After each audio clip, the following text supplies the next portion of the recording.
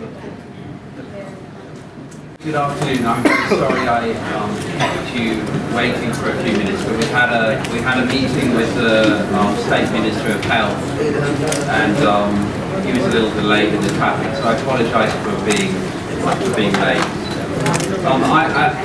As my colleague said, I'm Justin Forsyth. I'm the Deputy Executive Director of UNICEF, and I've just been for a few days down in Cox's Bazar, seeing the work of the United Nations, of UNICEF, of non-government organisations, the Bangladeshi government and army in response to the huge challenge of all the Rohingya refugees coming across the border from Myanmar. Firstly, just to say how impressed I am by the efforts of the Bangladeshi government and authorities in responding to this crisis. I mean, we as UNICEF respond to many humanitarian emergencies, but to have so many people come so quickly and to provide so many services in such a short time with so many challenges is a really impressive operation and a big tribute to the leadership of the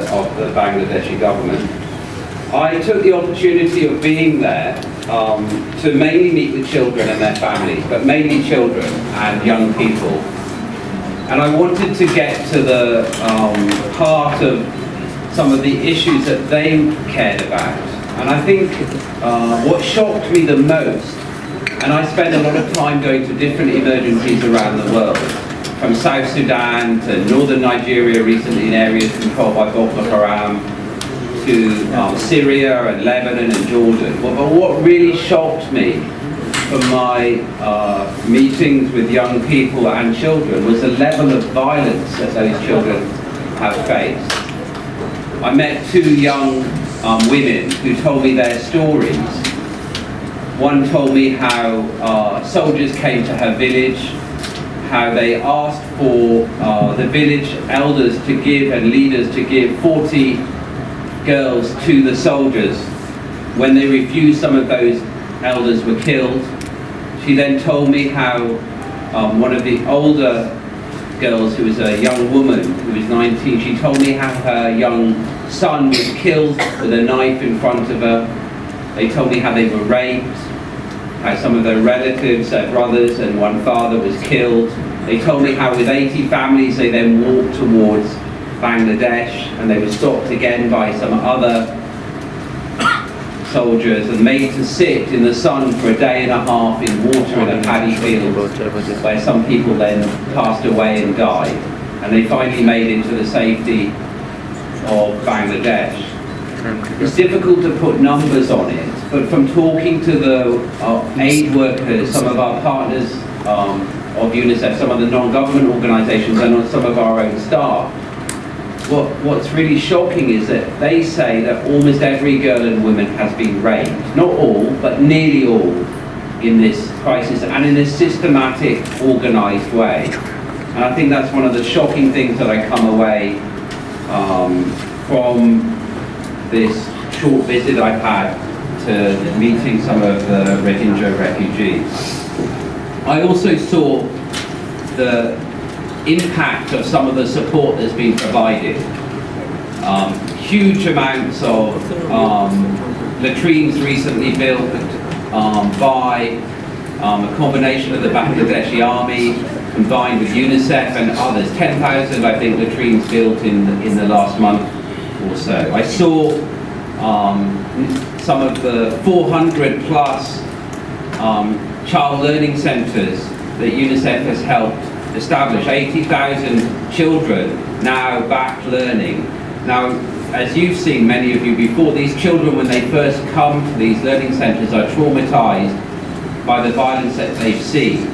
And they draw these pictures of the images that are still going through their heads. One young 11-year-old boy showed me a picture that he had drawn a few months ago, which was of men hanging from a tree, killed. And they were hanging from the tree because they had protested, he said, against their sisters and wives being raped.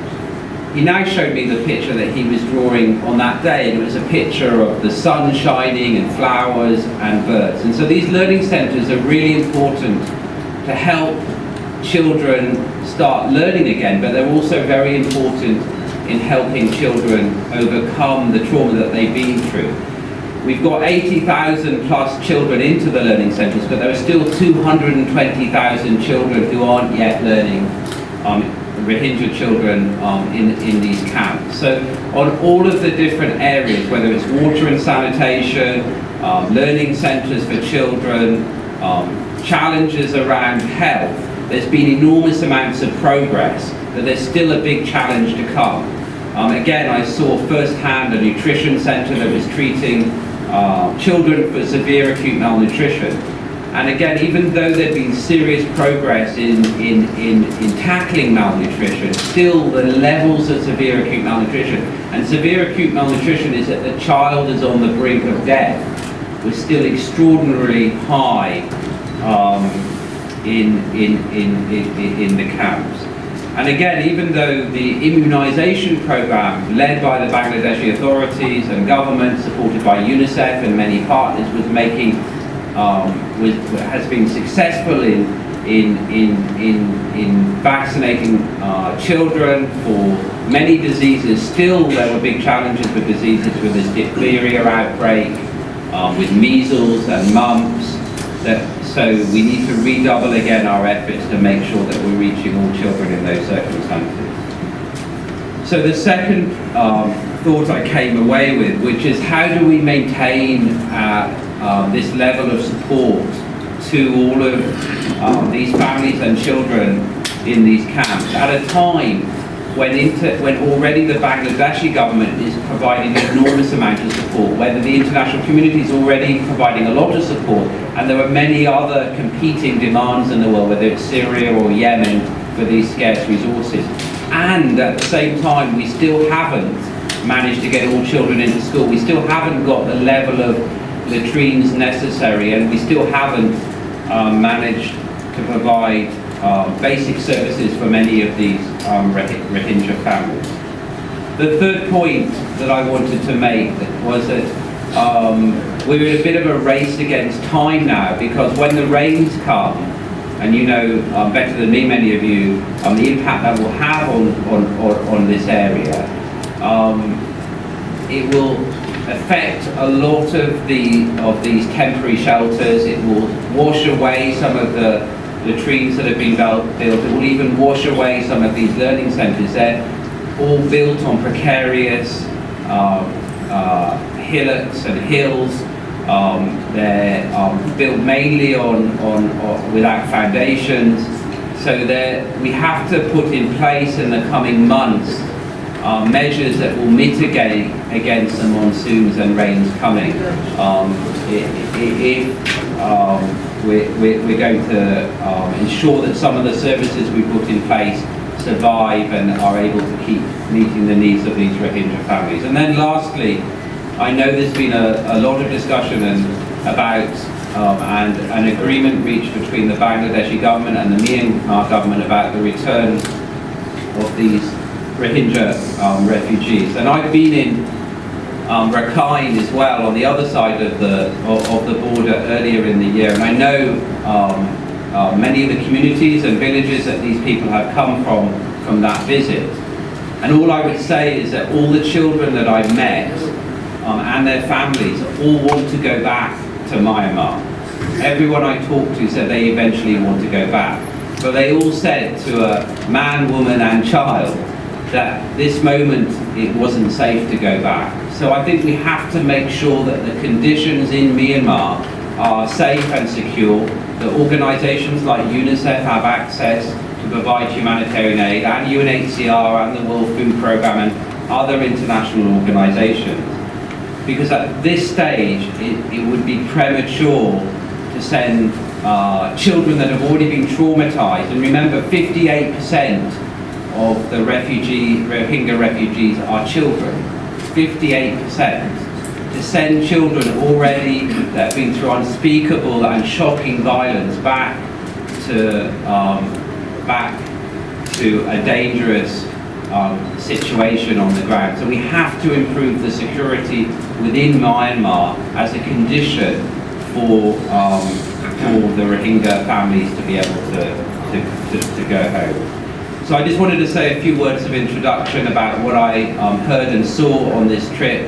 Again, I want to thank the Bangladeshi government for the efforts that they've made. I want to thank my fellow United Nations organisations and non-government organisations. Also to thank the Bangladeshi people for their hospitality. Not many countries have been as generous as Bangladesh has been in response to this massive humanitarian crisis. And I'd be willing to take any questions you have for me. Thank you very much. I think that would be it. Thank you very much, ladies and gentlemen, for joining us. I know you were rushing for your deadline, but again, before rushing out, please enjoy some tea and coffee that is waiting outside for you. Thank you very much.